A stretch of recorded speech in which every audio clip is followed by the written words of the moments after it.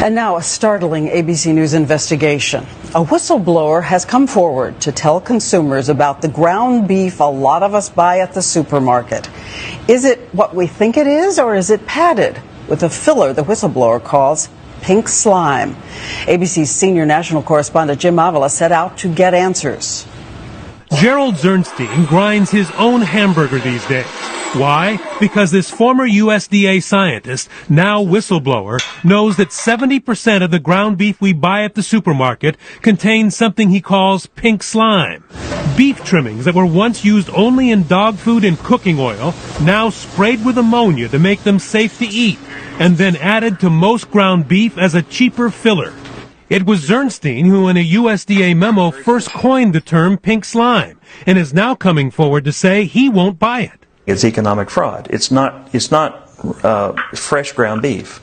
It's a substitute. It's a cheap substitute being added in. Zernstein and his fellow USDA scientist Carl Custer both warned against using what the industry calls lean, finely textured beef, and is widely known now as pink slime.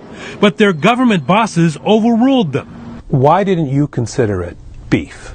Because it was a salvage product. Leftovers? Fat that had been heated at low temperature and the excess fat spun out. Here's how it's done. Those waste trimmings are gathered, simmered at low heat to make it easier to separate fat from muscle, put in a centrifuge and spun to finish the separation. Next, the mixture is sent through pipes where it's sprayed with ammonia gas to kill bacteria, and finally compressed into bricks and flash frozen for shipment to meat packers and grocery stores where it's added to most ground beef.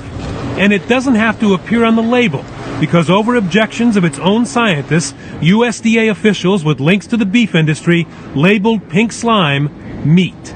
The undersecretary said, it's pink, therefore it's meat. ABC News has learned the woman who made the decision to okay the mix is former Undersecretary of Agriculture Joanne Smith, a call that led to hundreds of millions of dollars for Beef Products, Inc., the makers of pink slime.